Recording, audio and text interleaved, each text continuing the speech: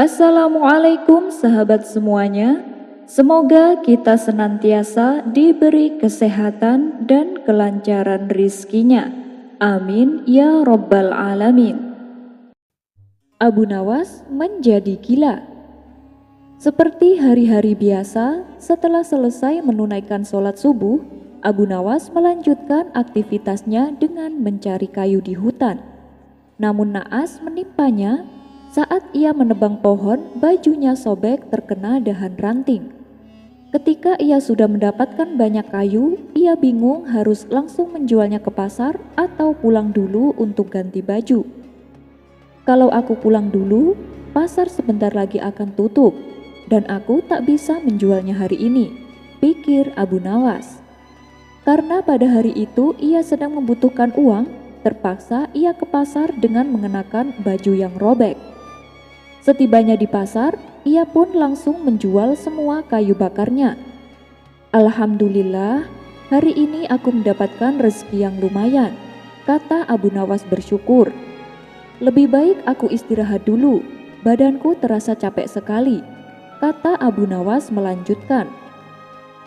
Kemudian ia duduk di teras pasar sambil memainkan kepingan uang emas hasil dari jualan kayu bakarnya. Tak berselang lama, lewatlah seorang penipu di hadapannya. Melihat penampilan Abu Nawas dengan baju sobek dan kumal, ia mengira Abu Nawas adalah orang gila. Maka terbesitlah niat jahat pada diri si penipu. Ia pun segera menghampiri Abu Nawas. "Hai kawan, sedang apa di sini?" kata si penipu berbahasa basi. Mendapat pertanyaan demikian, Abu Nawas menjawab sekenanya. "Lagi mainin kepala raja," jawab Abu Nawas sekenanya. "Maksudnya bagaimana?" tanya si penipu kebingungan. "Kau tak lihat, bukankah kepingan ini gambarnya kepala raja?" jelas Abu Nawas. Mendengar hal itu, bertambah yakinlah si penipu bahwa Abu Nawas adalah orang gila. Dalam hati ia berkata, "Semua kepingan uang memang bergambar raja, baik uang emas maupun uang perak. Berarti orang gila ini tidak tahu uang." Akhirnya muncullah sebuah ide untuk memperdayai Abu Nawas. "Hai kawan, aku juga punya banyak kepingan bergambar raja. Kalau kau mau, kau boleh menukarnya. 1 kepingan punyamu aku tukar dengan 2 kepingan punyaku. Dengan begitu kan kepinganmu bertambah banyak," ujar si penipu. Ia pun lalu menyodorkan beberapa kepingan uang perak di tangannya.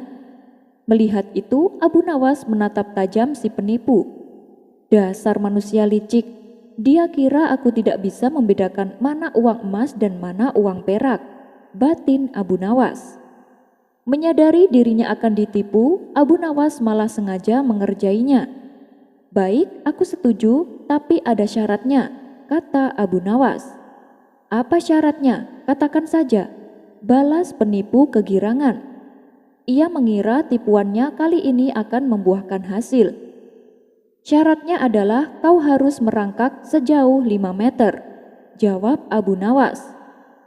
Si penipu agak heran dengan permintaan aneh itu. "Kenapa harus merangkak?" tanya si penipu penasaran. "Karena aku rindu dengan keledaiku. Dia telah lama mati meninggalkanku," jawab Abu Nawas berpura-pura. "Oh, jadi kau rindu dengan keledaimu? Jangan khawatir, aku akan obati kerinduanmu itu," balas si penipu. Tanpa menunggu lama, penipu pun melakukan apa yang diinginkan Abu Nawas. Ketika ia berjalan merangkak, Abu Nawas mengikutinya dari belakang sambil berteriak kepada orang-orang di pasar. "Lihatlah keledai baruku, dia bukan hanya penurut tapi juga pintar. Dia bisa membedakan mana kepingan uang emas dan mana kepingan uang perak." Orang-orang yang mendengar teriakan Abu Nawas seketika tertawa terpingkal-pingkal. Adapun si penipu yang mengetahui dirinya sedang dikerjai, segera bangkit berdiri dan berlari meninggalkan kerumunan orang-orang.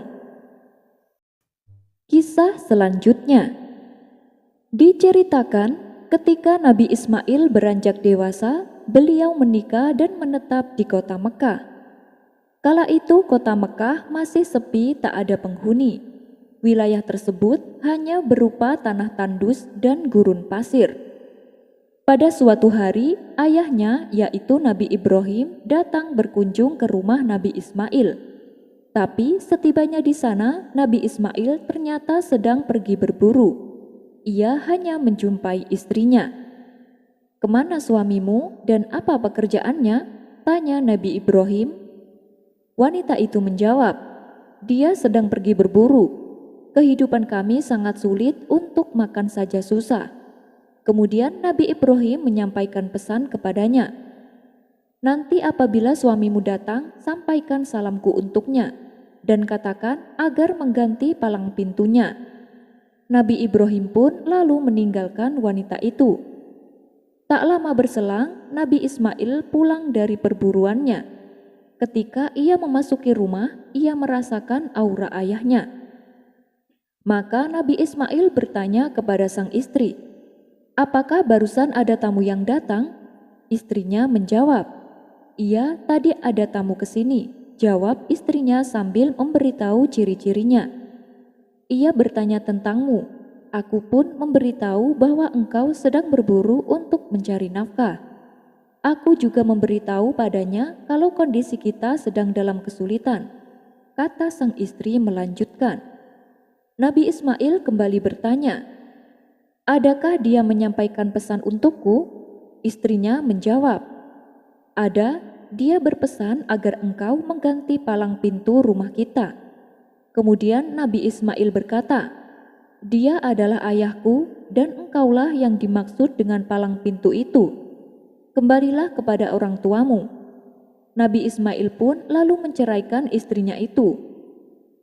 Beberapa hari kemudian, Nabi Ismail menikah untuk yang kedua kalinya. Setelah itu, Nabi Ibrahim kembali mendatangi rumah Nabi Ismail. Secara kebetulan, saat itu Nabi Ismail juga sedang pergi berburu. "Di mana suamimu dan apa pekerjaannya?" tanya Nabi Ibrahim. Istri kedua Nabi Ismail menjawab, "Dia sedang pergi berburu. Aku bersyukur karena keadaan kami selalu dalam keberkahan dan kenikmatan." Mendengar hal itu, kemudian Nabi Ibrahim berkata, "Nanti kalau suamimu pulang, sampaikan salamku untuknya dan katakan padanya agar ia mengokohkan palang pintunya." Dan Nabi Ibrahim lantas pergi meninggalkan istri Nabi Ismail. Ketika sore harinya, pulanglah Nabi Ismail. Saat memasuki rumah, ia kembali merasakan aura kedatangan ayahnya. "Apakah tadi ada tamu yang datang?" tanya Nabi Ismail. "Iya, tadi ada tamu datang ke sini," kata istrinya sambil memberitahu ciri-cirinya. "Apakah ada pesan yang ia sampaikan?" tanya Nabi Ismail kembali. "Dia bertanya kepadaku tentang dirimu, dan dia bertanya pula tentang kehidupan kita. Maka aku sampaikan bahwa aku bersyukur karena kita berdua berada dalam keberkahan dan kenikmatan." Nabi Ismail bertanya kembali, "Kemudian apalagi yang ia katakan?" Istrinya menjawab, "Ia menitipkan salam untukmu dan memerintahkanmu untuk mengokohkan palang pintu rumahmu." Nabi Ismail lantas berkata, "Dia ayahku dan engkaulah yang dimaksud palang pintu itu. Ia memerintahkan agar aku tetap mempertahankanmu, karena engkau adalah istri yang pandai bersyukur." Ada 3 hikmah yang bisa diambil dari kisah ini. Pertama, banyak berkeluh kesah kepada manusia adalah perbuatan tercela. Yang kedua, jangan suka menceritakan aib keluarga, apalagi terhadap orang yang baru dikenal. Yang ketiga, bersyukur kepada Allah serta bersyukur kepada manusia adalah akhlak yang terpuji. Wallahu a'lam bishawab. Kisah selanjutnya. Ketika Nabi Ibrahim menikahi istri keduanya yaitu Hajar, Sarah yang merupakan istri pertama tidak keberatan. Bahkan ia mempersilahkannya untuk tinggal bersama. Namun ketika baru beberapa hari tinggal serumah, Sarah seringkali dibuat jengkel oleh Hajar. Pasalnya Hajar selalu menentang omongan Sarah. Saking jengkelnya Sarah, tanpa sadar mengucapkan sumpah yang berat, yaitu ia akan memotong daging Hajar. Hanya saja setelah emosi Sarah mereda, ia merasa bingung akan sumpahnya. Ia pun menceritakan sumpahnya itu kepada suaminya, yaitu Nabi Ibrahim.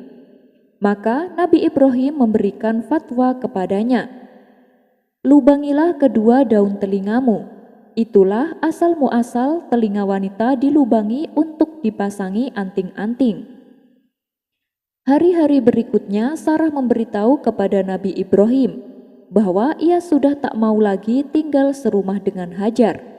Apalagi saat itu Hajar baru saja melahirkan bayi laki-laki yang bernama Nabi Ismail. Kemudian Allah mewahyukan kepada Nabi Ibrahim agar membawa Hajar dan bayinya ke wilayah Mekah. Tentunya ini bukanlah perjalanan yang mudah, sebab antara wilayah Syam dan Mekah jaraknya lumayan jauh. Maka pergilah Nabi Ibrahim bersama Hajar dan bayinya dengan mengendarai hewan unta. Setibanya di Mekah, Nabi Ibrahim membuatkan gubuk kecil untuk dijadikan tempat tinggal Hajar dan bayinya. "Apakah kau akan meninggalkan kami di sini?" tanya Hajar. "Iya, aku akan pulang ke Syam," jawab Nabi Ibrahim. Nabi Ibrahim pun lalu beranjak pergi dengan mengendarai untanya. Melihat itu, Hajar segera mengejarnya sambil berkata, "Mengapa engkau pergi dan meninggalkan kami di tempat yang tidak ada pepohonan, tidak ada air, dan tidak ada orang-orang?" Hajar terus menanyakan hal itu berulang-ulang. Tetapi Nabi Ibrahim sama sekali tidak menoleh kepadanya. Ia terus saja mengendarai untanya melangkah pergi. Akhirnya Hajar berkata, "Apakah Allah yang menyuruhmu melakukan ini?" Nabi Ibrahim menjawab, "Iya, Allah yang menyuruhku." "Kalau begitu, silakanlah engkau pergi. Allah pasti tidak akan menelantarkan kami," tutur Hajar. Kemudian Nabi Ibrahim pun pergi sambil berkata, "Ya Tuhan kami, sesungguhnya aku telah menempatkan sebagian keturunanku di lembah yang tidak ada tanam-tanaman di dekat rumah Engkau yang dihormati. Ya Tuhan kami, yang demikian itu agar mereka mendirikan sholat. Maka jadikanlah hati sebagian manusia cenderung kepada mereka dan beri rezekilah mereka dari buah-buahan. Mudah-mudahan mereka bersyukur. Wallahu a'lam bishawab." Abu Nawas berkelahi dengan pengemis. Masyarakat kota Baghdad sudah mengenal Abu Nawas sebagai penyelesai segala masalah, baik permasalahan yang bersangkutan dengan hukum ataupun hanya sekedar masalah keamanan dan kenyamanan kota Baghdad. Kebanyakan dari mereka yang ingin menyelesaikan masalah dengan cepat selalu datang kepada Abu Nawas, karena Abu Nawas pasti bisa menemukan solusinya saat itu juga. Berbeda jika mereka melapor kepada Tuan Hakim. Prosesnya akan lama dan tak jarang pula mereka dimintai uang untuk biaya persidangan, yang mana hasilnya juga belum tentu sesuai dengan harapan. Dan keadaan tersebut pun berlaku pada kisah kali ini, yang mana belakangan kota Baghdad dihebohkan dengan kehadiran rombongan para pengemis buta. Mereka datang dari luar kota dengan cara berjalan kaki. Setiap hari mereka memasuki pasar dan mendatangi rumah-rumah warga untuk meminta-minta. Awalnya masyarakat merasa iba dan sering memberi mereka sedekah. Tapi lama-kelamaan rombongan pengemis buta ini menjadi kurang ajar. Apabila ada pedagang yang menolak memberi sedekah, mereka mengamuk. Mereka membawa dalih agama untuk membela diri. Mereka mengatakan bahwa mereka adalah orang yang berhak dibantu, orang yang berhak dikasihani, dan orang yang berhak diberi sedekah. Dan meneriaki kepada siapa saja yang tidak mau memberi sedekah dengan kata sombong, pendusta, dan aniaya. Tak sampai di situ saja, mereka juga merusak dagangannya dengan tongkat yang mereka bawa. Tentu saja si pedagang tak berani melawan karena jumlah mereka lumayan banyak. Dan setiap kali mereka meminta sedekah, mereka selalu memaksa untuk diberi. Para pedagang yang sudah tak tahan dengan ulah komunitas pengemis itu kemudian mendatangi rumah Abu Nawas untuk mengadu. Mereka tak mengadukan masalah ini kepada Tuan Hakim, karena mereka kapok dengan proses yang berbelit-belit dan belum tentu hasilnya memuaskan. "Bagaimana nih Abu Nawas? Kami sangat terganggu dengan kehadiran mereka," kata salah satu pedagang. "Iya Abu Nawas, mereka sekarang sudah semakin kurang ajar. Minta-minta dengan cara memaksa. Kami datang kepadamu karena kami khawatir dengan jumlah mereka yang banyak itu," timpal yang lainnya. Setelah mendengar pengaduan mereka, Abu Nawas lalu berkata, "Memangnya jumlah pengemis itu ada berapa sampai kalian takut menghadapinya?" "Mereka kira-kira ada 20-an orang Abu Nawas, dan semuanya masing-masing membawa tongkat untuk merusak dagangan kami," jawab para pedagang. "Oh, pantesan. Ya sudah, begini saja. Masalah ini biar aku yang akan menyelesaikannya. Besok aku akan mengerjai mereka. Sekarang kalian pulanglah," tutur Abu Nawas. Mereka pun lalu membubarkan diri dan meninggalkan rumah Abu Nawas. Singkat cerita, pada keesokan harinya pergilah Abu Nawas ke pasar untuk mencari keberadaan rombongan pengemis buta. Setelah mencari ke sana kemari, ternyata mereka sedang berkumpul di sebuah warung. Abu Nawas pun lalu menghampiri mereka. Kemudian Abu Nawas mengeluarkan kantong dan membantingnya supaya terdengar suara kemerincing. "Ambillah uang itu dan bagi-bagikan di antara kalian," kata Abu Nawas mengerjai. Padahal kantong tersebut bukanlah berisi uang, melainkan berisi kepingan besi-besi kecil yang sudah ia siapkan. Abu Nawas kemudian ikut nimbrung bersama para pengemis itu. Mengetahui ada orang yang memberi mereka sekantong uang, masing-masing dari mereka segera bangkit berdiri. Salah satu pengemis yang memegang kantong uang itu mencoba membagikan kepada masing-masing mereka. Tapi belum sempat ia meraba isi kantong itu, Abu Nawas yang memang sedari tadi membaur dengan mereka langsung berteriak, "Mana bagianku? Jangan kau ambil semua uang itu," kata Abu Nawas berakting menjadi bagian dari mereka.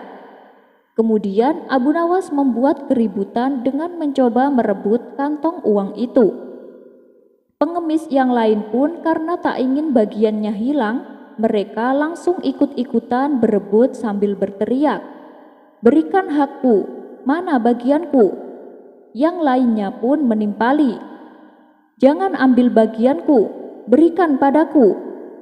Karena situasi semakin tidak kondusif, Abu Nawas pun mundur dan berdiri tak jauh menyaksikan kegaduhan itu. Mereka pun saling dorong hingga terjadi perkelahian di antara mereka. Mereka saling memukul dengan tongkatnya masing-masing. Karena sudah tersulut emosi, mereka tak lagi memperebutkan kepingan-kepingan besi yang disebarkan oleh Abu Nawas.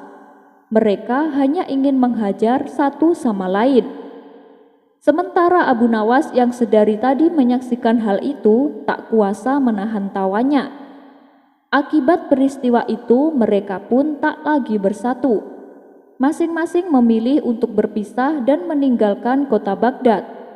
Sejak saat itulah mereka tak lagi menginjakkan kakinya di kota Baghdad. Dan para pedagang di pasar pun kini merasa tenang. Abu Nawas diterkam harimau. Entah kenapa, tanpa sebab tiba-tiba Baginda Raja menjadi emosian. Ia jadi gemar memaki-maki semua menterinya. Abu Nawas yang kala itu berada di dalam istana juga tak luput dari amarah Baginda Raja. Saking emosinya, ia mengusir Abu Nawas dan tak boleh lagi menginjakkan kakinya ke istana. Beberapa hari setelah peristiwa itu, banyak warga yang mengeluh dengan perubahan sikap Baginda Raja. Ia sekarang mudah emosi dan gampang marah. Bahkan beberapa menterinya ada yang mengundurkan diri karena takut terkena amarahnya. Akhirnya, satu demi satu para menterinya mulai berkurang. Hal ini membuat Baginda Raja khawatir. Ia pun membuka kesempatan bagi rakyatnya untuk menduduki jabatan sebagai menteri. Namun, tak ada satupun yang berani mendaftar. Menghadapi masalah ini, Baginda Raja bertambah bingung. Kemudian ia bertanya kepada penasehat istana yang masih setia mendampinginya. "Ada apa dengan kerajaan ini? Kenapa jadi begini?" tanya Baginda Raja. "Ampun Paduka yang mulia, hal ini dikarenakan sikap Paduka sendiri. Akhir-akhir ini Paduka mudah emosi dan tanpa sebab menghukum menteri yang tidak bersalah. Hal inilah yang membuat mereka tak tahan menjadi menteri istana.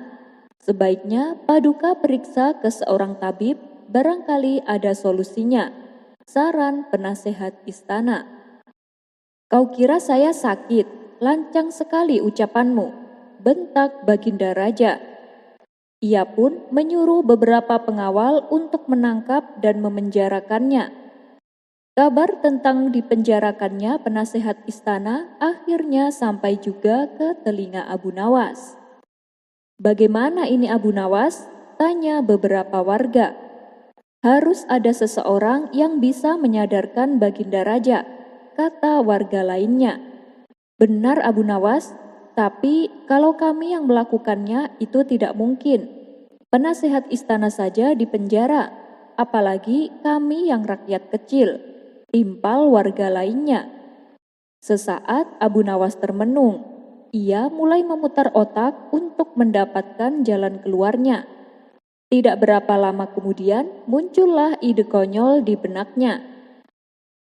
"Kalian semua, sebarkanlah kabar bahwa aku diterkam harimau yang dipeliharanya sejak kecil," kata Abu Nawas. Mereka pun setuju dan menuruti perkataannya, meskipun mereka tidak tahu apa maksud dibalik rencana Abu Nawas tersebut. Singkat cerita, seluruh penduduk Baghdad dihebohkan oleh berita tentang Abu Nawas yang diterkam oleh harimau peliharaannya. Dan dengan cepat kabar ini pun beredar yang pada akhirnya terdengar oleh Baginda Raja. "Apa benar Abu Nawas diterkam harimau?" tanya Baginda Raja kepada salah satu menterinya.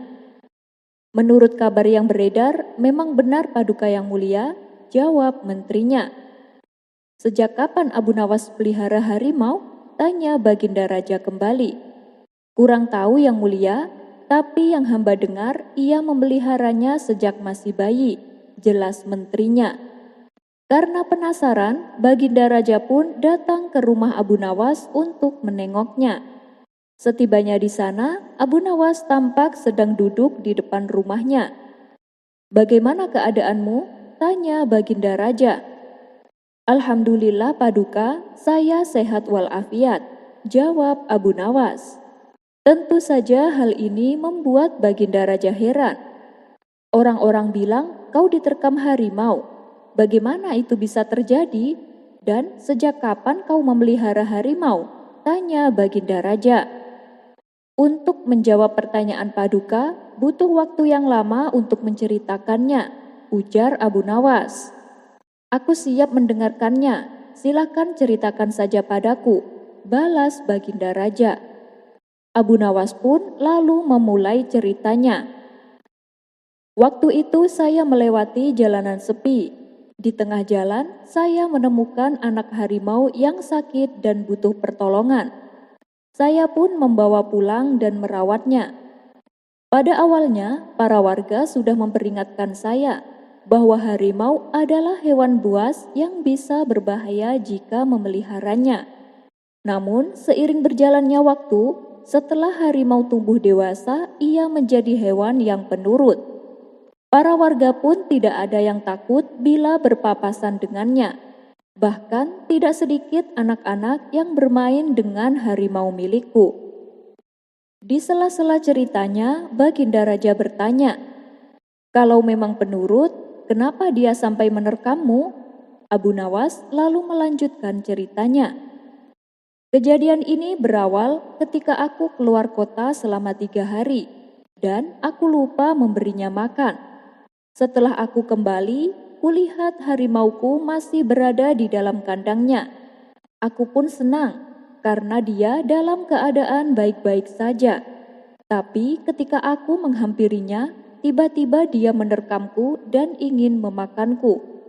Kelaparan selama 3 hari telah mengeluarkan sifat alamiahnya sebagai hewan buas.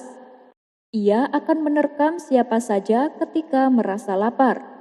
Untunglah aku masih bisa selamat," tutur Abu Nawas. "Lalu kemana harimau tersebut? Apakah sudah dibunuh atau lari ke hutan?" tanya Baginda Raja.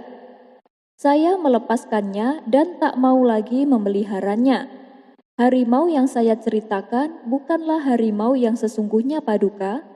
Harimau ini bisa diibaratkan tabiat buruk kita, seperti cepat emosi atau gampang marah. Jika kita terus memeliharanya, suatu saat tabiat buruk tersebut akan memakan kita. Sifat mudah marah dan gampang emosi akan dengan mudah membuat kita celaka. Maka dari itu akan lebih membuat kita aman apabila melepaskan tabiat buruk tersebut dan jangan pernah sekalipun memeliharanya."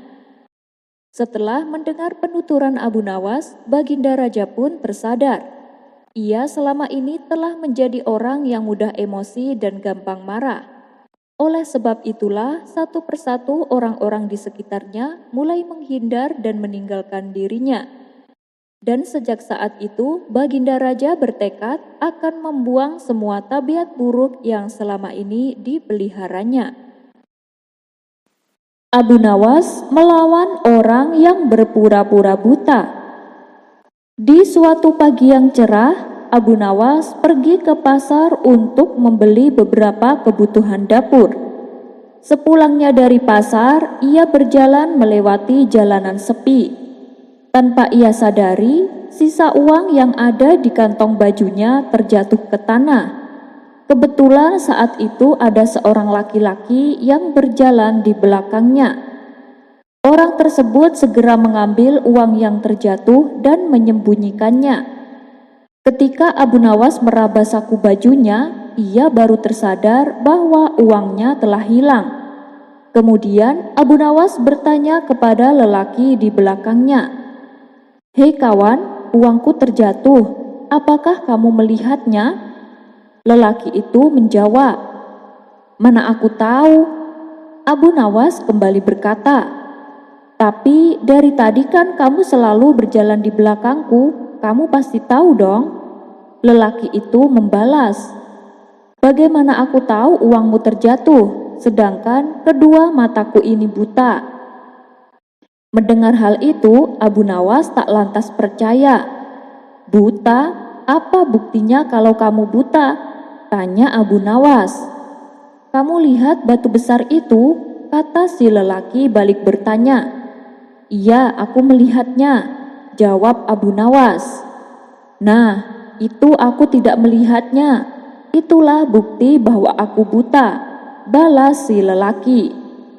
Karena sedang buru-buru pulang, Abu Nawas pun akhirnya pasrah dan mengikhlaskan uang yang hilang tersebut.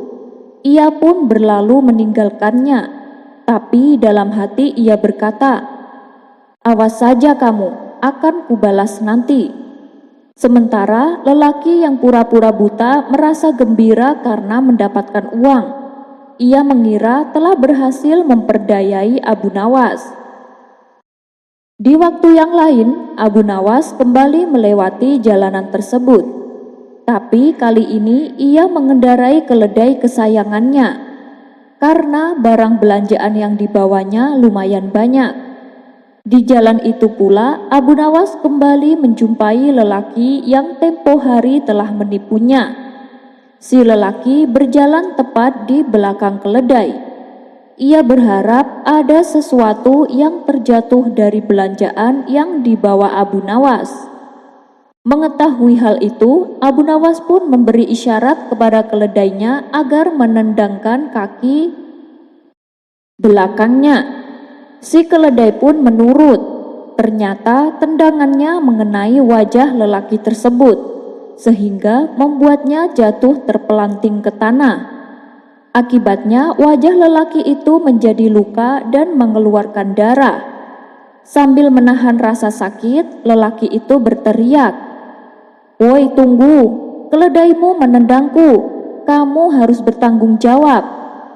Namun Abu Nawas tak menghiraukannya. Ia tetap berjalan mengendarai keledainya.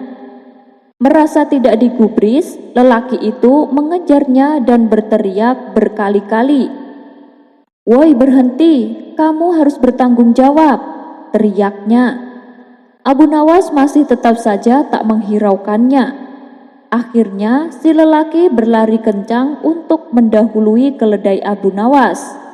Setelah berhasil mengejarnya, ia pun lalu berdiri tepat di hadapan keledai Abu Nawas. "Kamu harus bertanggung jawab." Kemudian Abu Nawas turun dari punggung keledai dan menghampirinya. "Dari tadi aku teriak-teriak menyuruhmu berhenti. Kenapa kamu tak mau berhenti? Menoleh ke belakang pun tidak." Abu Nawas selalu mengisyaratkan dengan kedua tangannya bahwa ia adalah orang yang tuli. Jadi wajar kalau ia tidak mendengar teriakan. Tentu saja si lelaki tidak percaya. "Apa buktinya kalau kamu tuli?" tanyanya kepada Abu Nawas. "Kamu dengar suara kicauan burung di atas pohon itu?" tanya Abu Nawas. "Iya, aku dengar," balas si lelaki.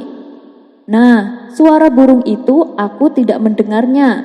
Sekarang kamu mau aku bertanggung jawab?" tanya Abu Nawas melanjutkan. "Iyalah, kamu harus bertanggung jawab. Kamu harus mengobati luka di wajahku ini," jawab si lelaki. "Baik, aku akan bertanggung jawab. Pakailah uangku yang tempo hari kau ambil itu. Gunakan untuk mengobati lukamu," timpal Abu Nawas. Mendengar hal itu, si lelaki pun terdiam. Ia tak bisa lagi berpura-pura buta. Sementara Abu Nawas melanjutkan perjalanan pulang ke rumahnya. Upaya Abu Nawas ingin menjadi pedagang garam. Kisah si cerdas Abu Nawas memang tak ada habisnya. Berbagai tingkah lakunya yang kocak namun syarat ilmu selalu dinantikan dan menarik untuk didengarkan. Kali ini dikisahkan Abu Nawas ingin menjadi pedagang garam. Yuk simak ceritanya. Musim kemarau yang berkepanjangan membuat Abu Nawas bingung untuk bercocok tanam. Sebelumnya, ia sudah berusaha menanam kentang. Tapi karena tidak adanya hujan, maka panen kentang yang diperoleh sangat mengecewakan. Tak ingin mengalami kerugian untuk kedua kalinya, hingga akhirnya ia mencoba berusaha menjual garam. Keinginannya itu ia sampaikan kepada istrinya. "Wahai istriku, aku ingin berjualan garam. Bagaimana pendapatmu?" kata Abu Nawas. "Berdagang garam itu bagus. Tapi apa kamu sudah tahu di mana belanja garam yang murah?" tanya istrinya. "Ngapain harus beli? Saya akan mencarinya di laut. Tuhan sudah memberikan secara cuma-cuma dan tugas kita adalah berusaha," ujar Abu Nawas. Esok paginya, Abu Nawas bersiap-siap untuk pergi ke laut. Setelah menempuh perjalanan agak lama, sampailah ia di tepian pantai. Kemudian Abu Nawas berhasil membuat garam selama seminggu lamanya. Air laut dikumpulkan menjadi beberapa tempat. Hari ketujuh, Abu Nawas membawa pulang garam-garam tersebut.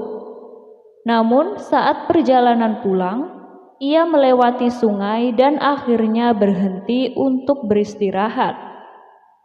Abu Nawas meletakkan sekarung garam pada tumbuhan kayu. Ia segera mandi lalu memakan buah-buahan di hutan. Abu Nawas pun merasa sangat kenyang, lalu akhirnya rasa kantuk pun mulai menghampirinya. Bila aku tertidur, nanti garamku bisa dicuri orang. Lebih baik garam ini aku sembunyikan saja dulu, pikir Abu Nawas. Seketika itu, Abu Nawas langsung melihat ke bagian bawah sungai. Ia langsung mengambil sekarung garam dan meletakkannya di sungai. Sesudah selesai, ia kemudian berjalan ke sebuah pohon rindang untuk tidur. Beberapa saat kemudian, Abu Nawas pun terbangun lalu bergegas mengambil sekarung garam miliknya. Aku harus cepat pulang. Pasti istriku sudah lama menungguku, ucap Abu Nawas. Setibanya di rumah, Abu Nawas terdengar berteriak memanggil sang istri. Istriku, istriku, ini aku sudah pulang membawa garam, kata Abu Nawas. Lalu Abu Nawas meletakkan karung garamnya di sebuah alas yang sudah dipersiapkan. Mana garamnya? Tanya sang istri. Di mana ya tadi aku letakkan? Di dalam karung? Wah, ternyata benar, garamku dicuri orang sewaktu aku tidur tadi. Padahal aku sudah sembunyikan di tempat yang aman, tutur Abu Nawas. Memangnya engkau sembunyikan di mana karungnya?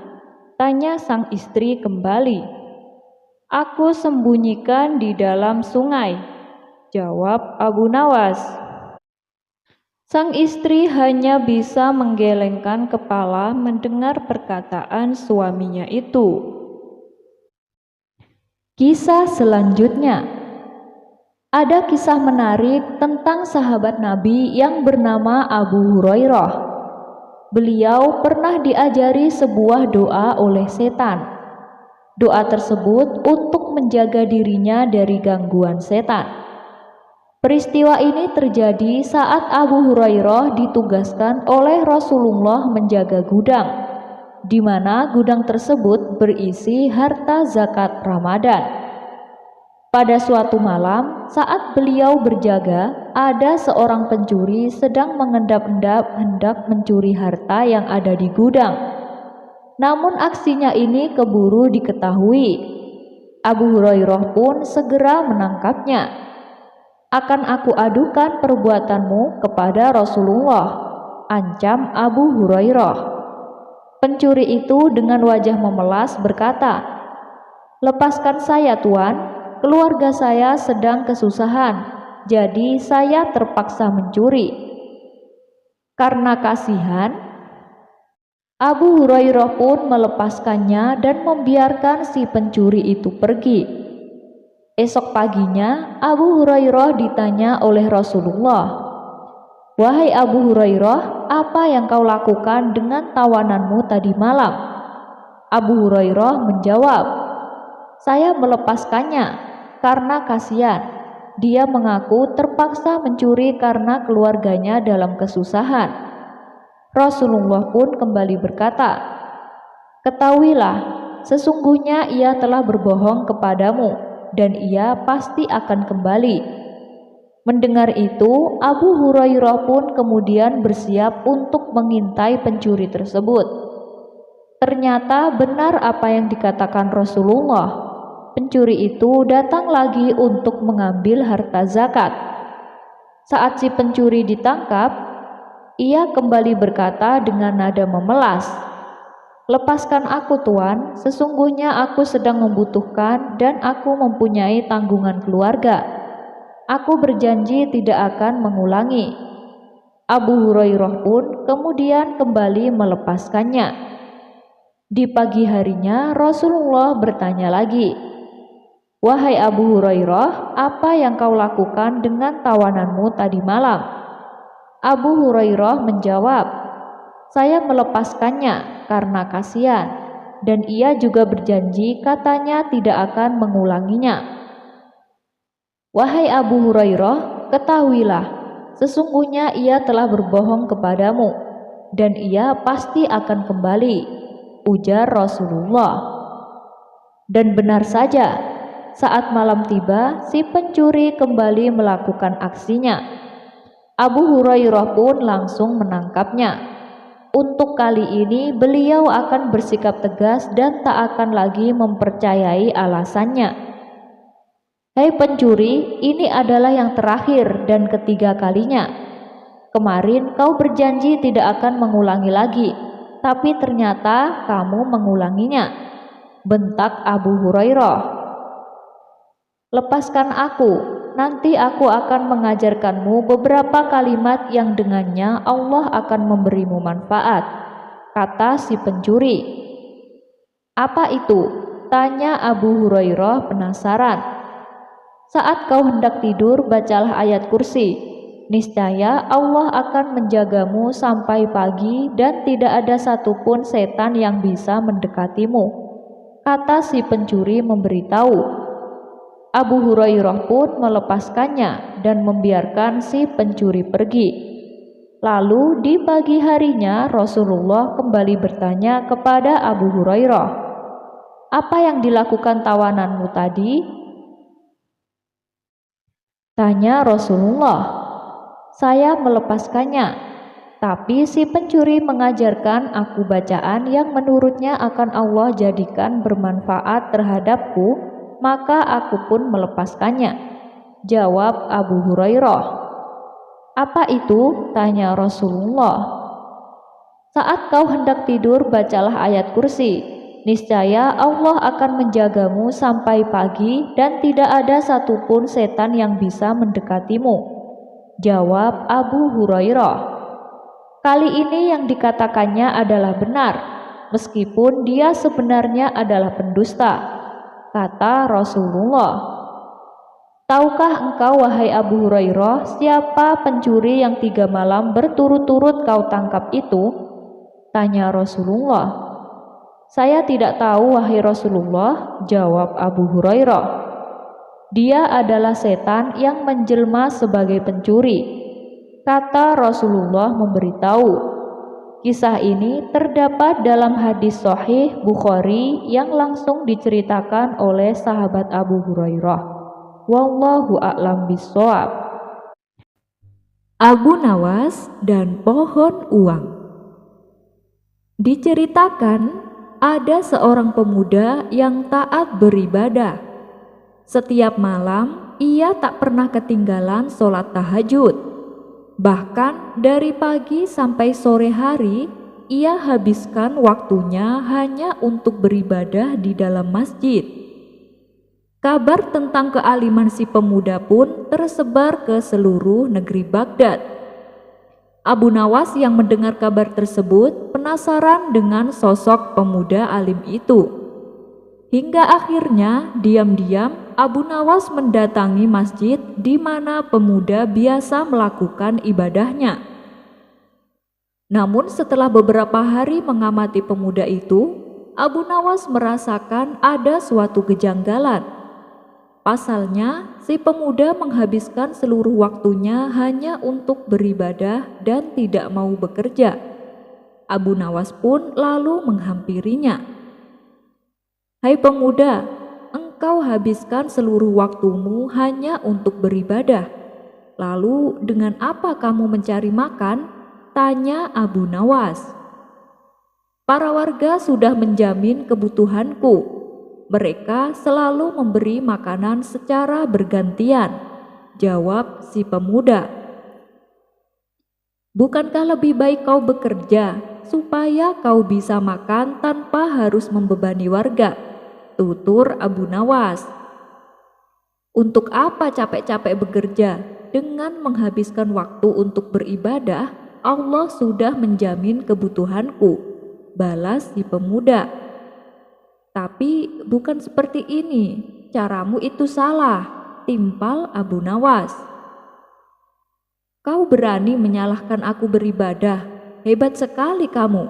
Warga di sini semua memuliakanku, dan mereka dengan ikhlas memberiku makanan, tegas si pemuda. Baiklah, lalu apa yang kau harapkan dari ibadahmu itu? Tanya Abu Nawas. Tentu saja aku menginginkan surga, jawab si pemuda. Iya benar, itu saat di akhirat nanti. Kalau di dunia, apa yang kau harapkan? Tanya Abu Nawas kembali. Dengan ibadahku ini, aku yakin dengan keajaiban Allah, suatu saat aku pasti memperoleh kekayaan tanpa harus bekerja, sehingga aku lebih giat untuk beribadah, jelas si pemuda. Mendengar hal itu, Abu Nawas hanya bisa geleng-geleng kepala. Ia pun pergi meninggalkan si pemuda. Sesampainya di rumah, Abu Nawas memikirkan cara untuk menyadarkan si pemuda. Tiba-tiba terbesit di benaknya sebuah ide yang konyol. Esok paginya, ia kembali mendatangi si pemuda. Hei anak muda, kemarin yang kau katakan ada benarnya juga. Kalau kita rajin beribadah, Allah akan memberi keajaiban kepada kita.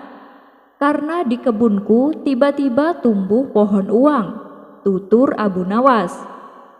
Si pemuda pun tertegun mendengarnya. Bolehkah aku melihat pohonmu itu? Tanya si pemuda.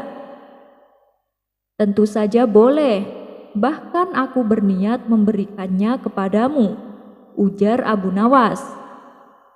Benarkah Tuan? Ayo kita ke sana sekarang juga, ajak si pemuda tak sabar. Maka mereka berdua segera berangkat menuju kebun Abu Nawas. Sesampainya di sana, si pemuda tidak mendapati pohon uang yang diceritakan oleh Abu Nawas. Mana pohonnya? Tanya si pemuda. Itu dia, jawab Abu Nawas sambil menunjuk pohon kurma yang masih kecil. Itu kan pohon kurma, mana mungkin bisa mengeluarkan uang, ujar si pemuda. Bentuknya memang seperti pohon kurma, tapi nanti kalau sudah besar dan berbuah akan menghasilkan uang, jelas Abu Nawas. Baiklah, lalu apa yang harus aku lakukan? Tanya si pemuda. Kau rawat pohon kecil itu supaya menjadi besar. Caranya kau siram air setiap pagi dan sore, jawab Abu Nawas. Sejak saat itulah si pemuda mulai giat bekerja. Di samping ia tekun beribadah, ia juga rajin merawat pohon kurma. Setelah 6 bulan kemudian, pohon kurma itu pun menjadi besar dan berbuah sangat banyak. Akan tetapi, si pemuda merasa kecewa dan berkata kepada Abu Nawas, Anda pembohong, saya sudah capek-capek merawat pohon itu, tapi tak ada yang keluar. Kata si pemuda merasa jengkel. Bukankah buah kurma itu uang? Kau petik semuanya dan juallah ke pasar, saran Abu Nawas. Karena sudah terlanjur bersusah payah, si pemuda pun melakukan apa yang disarankan Abu Nawas. Dan benar saja, setelah semua buah kurmanya laku terjual, ia mendapatkan uang yang lumayan banyak. Seketika rasa kecewa si pemuda terobati. Wajahnya tampak ceria dan bahagia. Bagaimana? Apa kau masih berminat untuk merawat pohon kurma? Tanya Abu Nawas. Iya Tuan Abu, saya masih berminat, jawab pemuda itu penuh semangat. Nah, begitu dong. Ibadah tetap harus dijalankan, tapi kita harus bekerja. Rasulullah sendiri selain berdakwah, beliau juga bekerja untuk mencari nafkah. Padahal kalau Rasulullah mau, beliau tinggal berdoa tanpa bekerja. dan apapun keinginan beliau pasti akan dikabulkan. Tapi beliau ingin memberikan contoh kepada umatnya bahwa mencari nafkah itu juga hukumnya wajib.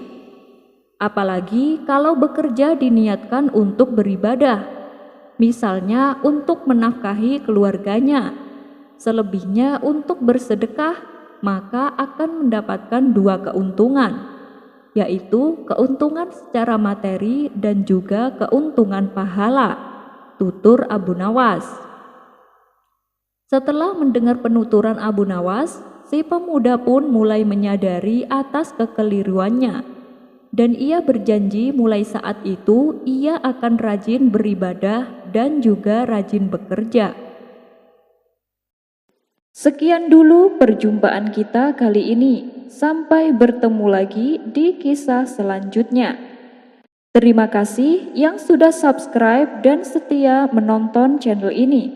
Wassalamualaikum warahmatullahi wabarakatuh.